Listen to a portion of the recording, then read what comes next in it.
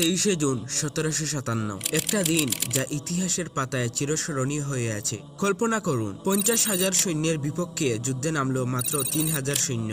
তারপরও এই ছোট্ট বাহিনী জয়লাভ করলো এবং পুরো উপমহাদেশকে প্রায় 200 বছরের জন্য ইংরেজদের নিয়ন্ত্রণে তুলে দিল। কিন্তু 50,000 সৈন্যকে হারানো খুব সহজ ছিল না। 50,000 সৈন্যের পরাজয়ের পিছনে ছিল গভীর পরিকল্পনা, বিশ্বাসঘাতকতা এবং দুর্বল নেতৃত্ব। আপনি হয়তো ভাবছেন, এটা আবার কোন যুদ্ধ? সত্যি কি এমন সম্ভব? হ্যাঁ, সম্ভব। 1757 সালের পলাশীর প্রান্তরে এটাই ঘটেছিল, যাকে আমরা পলাশীর যুদ্ধ নামে জানি। পলাশীর যুদ্ধ বলতে অনেকের চোখে প্রথম ভেসে ওঠে মীর জাফরের বিশ্বাসঘাতকতা। কিন্তু শুধু মীর জাফরের কারণে কি নবাব সিরাজউদ্দৌলা হেরে গিয়েছিলেন? না, এর পেছনে ছিল এক গোপন পরিকল্পনা এবং অনেকের বিশ্বাসঘাতকতা আর দুর্বল নেতৃত্ব। আজকের ভিডিওতে আমরা জানব কেন পলাশীর যুদ্ধে সিরাজউদ্দৌলার পরাজয় হলো, মীর জাফর কি সত্যি বিশ্বাসঘাতকতা করেছিলেন এবং কিভাবে মাত্র 3,000 ইংরেজ সৈন্য 50,000 বাঙালিকে পরাজিত করলো। এই রহস্য উদ্ঘাটন করতে পুরো ভিডিওটি দেখুন। 1800 শতকে বাংলা ছিল পৃথিবীর অন্যতম সমৃদ্ধ অঞ্চল। সেই সময় বাংলাকে বলা হতো এশিয়ার অর্থনৈতিক হৃদয়। এর মূল কারণ ছিল বাংলার শক্তিশালী অর্থনীতি, বিশেষ করে মসলিন ও টেক্সটাইল বাণিজ্য।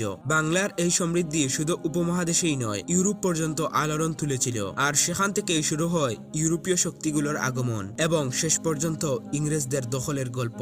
মুঘল আমলে বাংলা ছিল সাম্রাজ্যের সবচেয়ে ধনী প্রদেশ। এখান থেকে বিপুল পরিমাণ রাজস্ব যেত দিল্লির রাজকোষে। বাংলার প্রধান শক্তি ছিল তার শিল্প ও উৎপাদন ব্যবস্থা। টেক্সটাইল, রেশম, লবণ পাথর, নীল এবং জাহাজ নির্মাণে বাংলা বিশ্বজুড়ে পরিচিত ছিল। ঢাকা ও মুর্শিদাবাদকে কেন্দ্র করে গড়ে উঠে এক ধরনের প্রাথমিক শিল্পায়ন, যেখানে হাজার হাজার কারিগর কাজ করতেন। শুধু ঢাকাতেই 1747 সালে তুলা ও বস্ত্র বাণিজ্যের মূল্য ছিল প্রায় 28 লক্ষ রুপি, যা সেই সময়ের জন্য অবিশ্বাস্য। বাংলার সবচেয়ে বিখ্যাত পণ্য ছিল মসলিন। ঢাকার ফুটিকার পাশ থেকে তৈরি এই কাপড় এতটাই শুষ্ক ছিল যে একে আংটির ভেতর দিয়ে পার করা যেত বলে প্রচলিত ছিল। এই মসলিন ইউরোপের রাজ পরিবার, মধ্যপ্রাচ্যের অভিজাত শ্রেণী এবং দক্ষিণ পূর্ব এশিয়ার ধনীদের কাছে ছিল বিলাস পণ্যের মতো। এক সময় ভারত থেকে রপ্তানি হওয়া মোট টেক্সটাইলের প্রায় অর্ধেকই আসতো বাংলা থেকে। ডাচদের আমদানি প্রায় 40% ছিল বাংলা কাপড়। এই বাণিজ্যই গঙ্গা ডেল্টাকে বিশ্বের অন্যতম ধনী অঞ্চলে পরিণত করেছিল।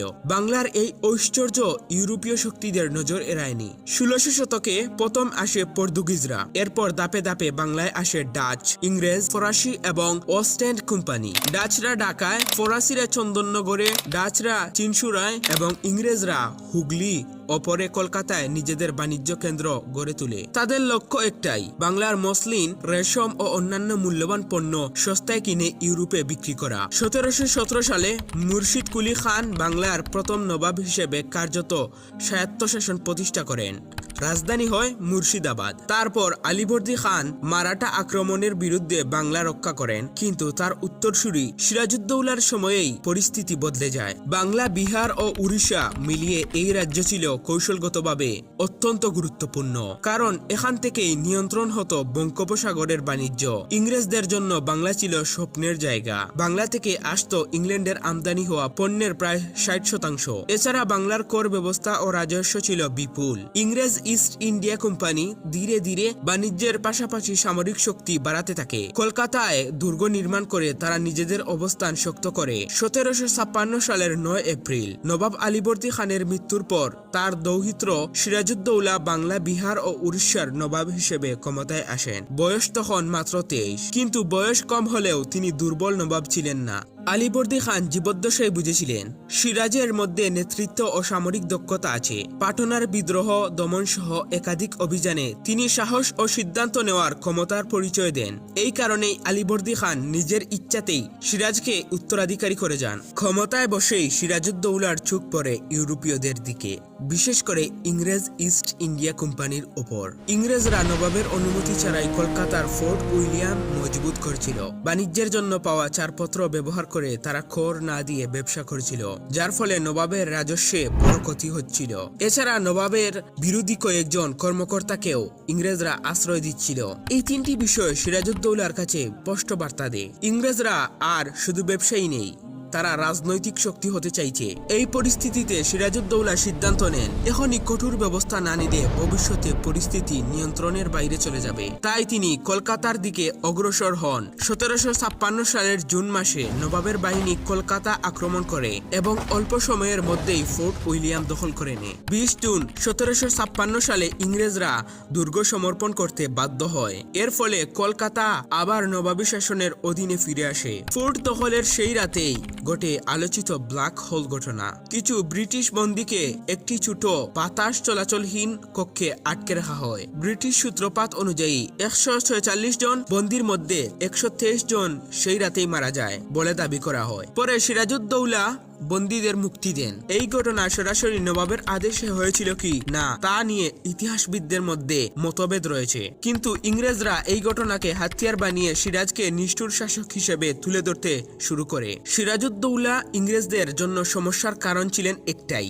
তিনি তাদের সীমা টেনে দিতে চেয়েছিলেন। তিনি চাননি কোনো ইউরোপীয় কোম্পানি বাংলার ভেতরের রাজনীতি, প্রশাসন বা সামরিক বিষয়ে হস্তক্ষেপ করুক। কলকাতা দখলের ফলে ইংরেজরা প্রথমবারের মতো বড় ধাক্কা খায়, কিন্তু এই অপমান তারা ভুলে যায়নি। এই ঘটনায় ইংরেজদের প্রতিশোধ পরায়ণ করে তোলে, আর এখান থেকেই ধীরে ধীরে তৈরি হয় 1757 সালের পলাশীর যুদ্ধের পটভূমি। বাংলার ইতিহাস এবার নতুন দিকে মোড় নিতে শুরু করে।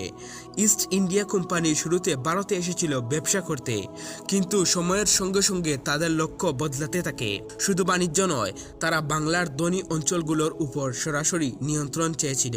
এই লক্ষ্য বাস্তবায়নের সবচেয়ে বড় সুযোগ আসে 1757 সালের পলাশীর যুদ্ধে। আর এই যুদ্ধে কোম্পানির প্রধান অস্ত্র ছিল সেনাবাহিনী নয়, ছিল ষড়যন্ত্র।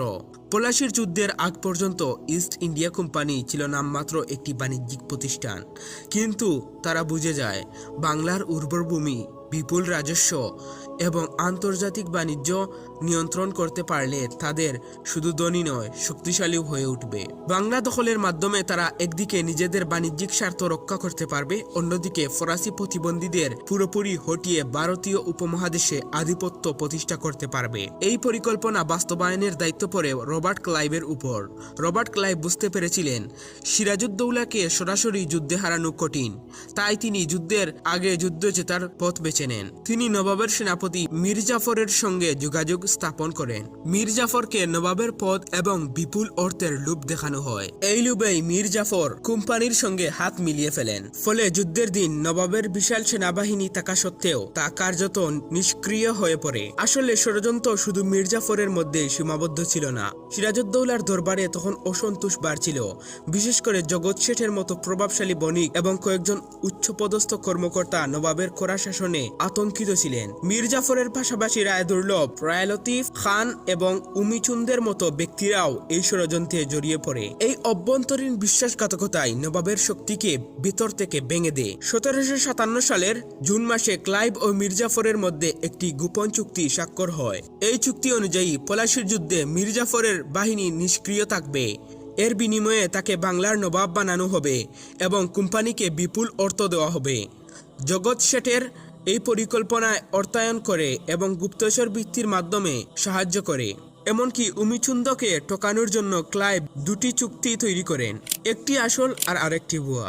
23 জুন 1757 ভাগীরথী নদীর তীরে ছোট একটি জায়গা পলাশী। এই দিনেই এমন এক যুদ্ধ হয় যা মাত্র কয়েক ঘন্টায় বাংলার ইতিহাসের গতিপথ বদলে দেয়। এটা শুধু দুই সেনাপতির লড়াই ছিল না, এই যুদ্ধের ফল নির্ধারণ হয়েছিল সংখ্যা, অস্ত্র, মনোবল, আবহাওয়া এবং সবচেয়ে বড় করে বললে বিশ্বাসঘাতকতার মাধ্যমে। যুদ্ধের দিন সংখ্যার দিক থেকে নবাব সিরাজউদ্দৌলাই ছিলেন অনেক এগিয়ে। নবাবের পক্ষে ছিল প্রায় 50,000 সৈন্য, এর সঙ্গে ছিল 40টি কামান, যুদ্ধহাতি, অশ্বারোহী বাহিনী এবং বিশাল শিবির। অন্যদিকে রবার্ট ক্লাইভের নেতৃত্বে ইংরেজদের সৈন্য ছিল মাত্র 3000-এর মতো।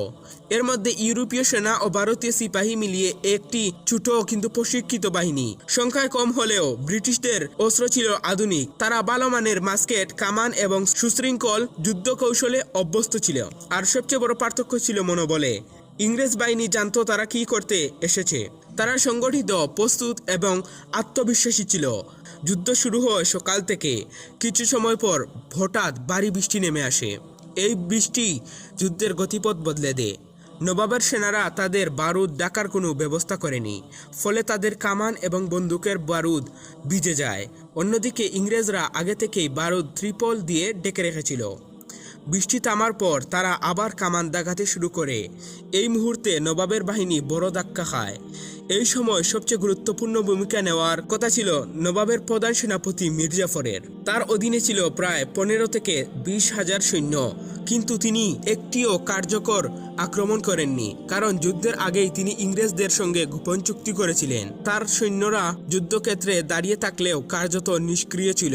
এই বিশ্বাসঘাতকতায় নবাবের বাহিনী দুই ভাগে ভেঙে পড়ে। বৃষ্টির পর মীর মদনের নেতৃত্বে একটি আক্রমণ চালানো হয়, কিন্তু তা সফল হয়নি। মীর মদন আহত হয়ে মারা গেলে সেনাদের মনোবল আরো ভেঙে যায়। একদিকে মীর জাফরের নীরবতা, অন্যদিকে কার্যকর নেতৃত্বের অভাব। এই অবস্থায় সিরাজউদ্দৌলা নিজেই যুদ্ধক্ষেত্র ত্যাগ করেন। নেতৃত্বহীন সেনারা দিশেহারা হয়ে পড়ে এবং ধীরে ধীরে ছত্রভঙ্গ হয়ে যায়। ফলে মাত্র 8 থেকে 11 ঘন্টার মধ্যেই যুদ্ধ শেষ হয়ে যায়। ইংরেজদের ক্ষয়ক্ষতি ছিল খুবই সামান্য, আর নবাবের পরাজয়ের সঙ্গে সঙ্গেই বাংলার স্বাধীন শাসনের অবসান শুরু হয়। যুদ্ধ শেষ হওয়ার পর সিরাজউদ্দৌলা বুঝতে পারেন পরিস্থিতি তার নিয়ন্ত্রণের বাইরে চলে গেছে। তিনি যুদ্ধক্ষেত্র ত্যাগ করে মুর্শিদাবাদের দিকে পালিয়ে যান, কিন্তু ভাগ্য তার পক্ষে ছিল না। কিছুদিনের মধ্যেই 2 জুলাই 1757 সালে তিনি মুর্শিদাবাদে বন্দী হন।